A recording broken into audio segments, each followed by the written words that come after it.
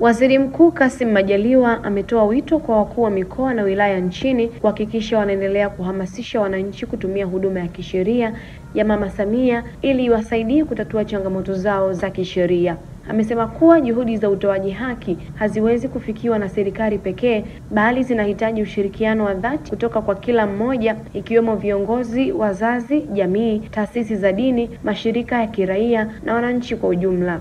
Amesema hayo alipomwakilisha Mheshimiwa Rais Daktari Samia Suluhu Hassan katika ufunguzi wa kampeni ya msaada wa kisheria ya Mama Samia katika mkoa wa Dar es Salaam iliyofanyika kwenye viwanja vya Maturubai Mbagala jijini Dar es Salaam. Hii ni News Update Media. Viongozi wa mikoa na wilaya, nenda mkahakikishe kwa mnaendelea kuhamasisha wananchi kutumia huduma hii kwa siku hizi 10, na kwa kuwa watazunguka kila wilaya. Kwa hiyo waheshimiwa wakuu wa wilaya, hakikisheni mnaanza kuzunguka maeneo yenu, watangazieni wananchi kuja kukutana na wataalamu wa sheria ili wenye changamoto ziweze kutatuliwa. Hapa dhamira yetu ni kuona Tanzania inakuwa na taifa linaloongozwa kwa misingi ya haki, usawa, tawala bora na heshima ya haki za binadamu wote. Huu ndio msingi unaopelekea nchi yetu kuwa na amani, na tunataka tudumishe amani hii kwa kuimarisha eneo hili la haki. Ni wajibu wetu sote kama wananchi, hata sekta binafsi na taasisi mbalimbali, kuhakikisha kwamba wadau wa maendeleo tunashirikiana nao na serikali kuhakikisha kwamba jitihada hizi ambazo zimeanza kuendelea, zimeanza kutekelezwa na zinaendelea, zinafanywa na sisi wote. Ndugu wananchi, ninapohitimisha hotuba yangu hii nije kuzindua ili sasa wananchi mwanze kuingia kwenye mabanda mpate huduma, nataka ni wahakikishie tu kwamba mafanikio katika juhudi za utoaji haki hayataweza kufikiwa na serikali peke yake, bali yanahitaji ushirikiano wa dhati kutoka kwa kila mmoja wetu. Na kwa maana hiyo viongozi, wazazi, jamii, taasisi za dini, mashirika ya kiraia na wananchi kwa ujumla tunapaswa kushirikiana ili kuhakikisha kwamba haki inatendeka katika taifa letu, na tuendelee kushauriana juu ya yale yote ambayo jamii inaona kwao ni changamoto.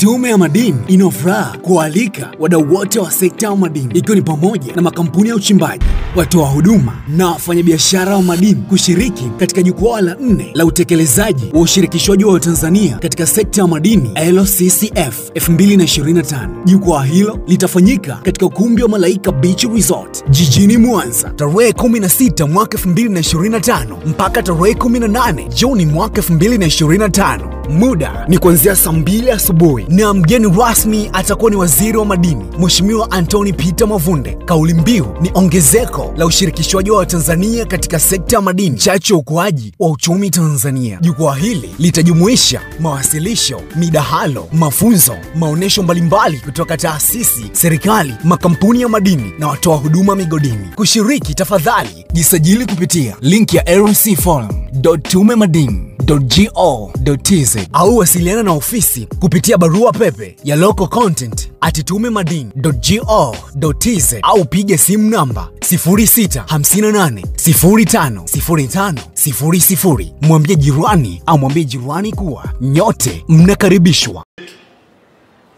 Wengine kwa kujua, wengine kwa kutojua.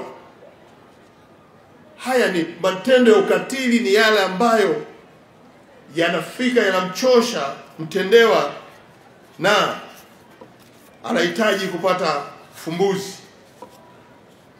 Na haya yako mengi, na mimi nataka niwadokeze machache tu, niwaambie kuwa hayo ndio ukatili wa kijinsia. Ukiona popote anatokea, chukua hatua. Na nyie pia mjue kama jambo hili likukuta, hii ni fursa yako. Ukatili umegawanyika katika maeneo mengi. Nataka nieleze machache tu. La kwanza ni ukatili wa kimwili. Ukatili wa kimwili ni kitendo cha kudhamiria kufanya vurugu na kutumia nguvu ili kumsababishia mtu madhara ya kimwili au mateso. Na haya yako mengi. Kupigwa kupita kiasi, wengine unamchoma moto, wengine wana tabia tu, mtu mmoja amevaa vizuri ndio kumnyang'anya nguo yake, hapa anabaki mtupu. Hayo ni ukatili huo wa kimwili. Na iko tabia ya watu wanashika nywele za mtu anamtikisa, huo ni ukatili pia. Kwa hiyo kitokea haya, hapa ndio mahali pa kusaidiwa na kujua namna nzuri ya kukabiliana nayo. Kuna ukatili ambao tumeupiga vita siku zote, ukatili wa kingono. Hiki ni kitendo cha kumdhalilisha mtu kushiriki na kumlazimisha mtu kushiriki shughuli zozote za kingono bila ya kuridhia. Kwenye matendo haya ni pamoja na ubakaji, ulawiti, kubusu, na kubusu mtu ukiwa hataki. Wewe unamvamia tu na mbusu. Hiyo ni ukatili wa kingono.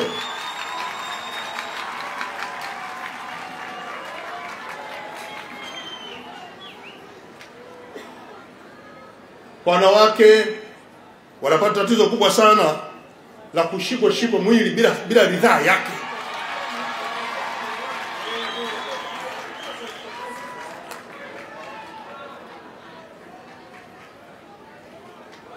Lakini wengine,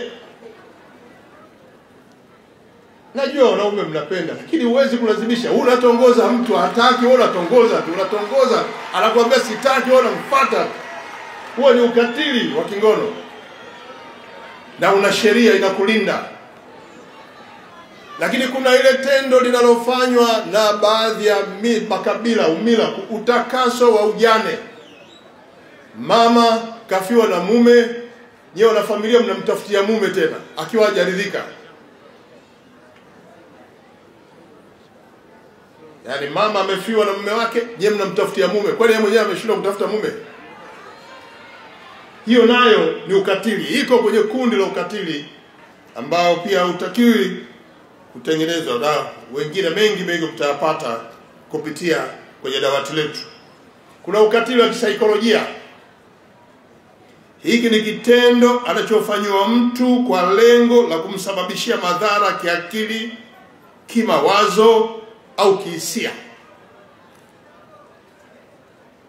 Hapa ni pale ambapo mtu anaamua kuitwa, yani mtu anaamua kumuita mtu majina asiyoyataka. Unaacha jina lake la Juma, jina lake la Esther, wewe unampa majina mengine ambayo yanamshushia hadhi yake. Lugha za matusi na kumtolea mtu maneno ya kumfedhehesha. Hayo ni matendo ya kikatili ambayo sisi tunakwenda kuyapiga vita. Kuna ukatili wa kiuchumi. Hii inahusisha kunyimwa elimu, kutopewa haki ya kujihusisha kwenye shughuli mbalimbali za maendeleo. Na hii tunaiona sana kwa walemavu. Mlemavu anaachwa kutolewa nje, kukutana na jamii, kushiriki kwenye mambo mbalimbali ya maendeleo, mnamficha ndani, mnakaa huko ndani. Au mwanafamilia na mawazo mazuri hata kwenda kwenye mikutano na mzuia, unamwambia kaa ndani huko. Na sisi tumeendelea kuhamasisha, unapoyapata haya usibaki kimya. Linapotokea popote, ili mradi utakuwa umeshapata elimu hii leo, nenda kwenye vyombo vya sheria. Lakini hata kama utakuwa hujapata elimu hii, tafuta mzazi yeyote kwenye familia unayeamini ukimwambia atatatua tatizo lako.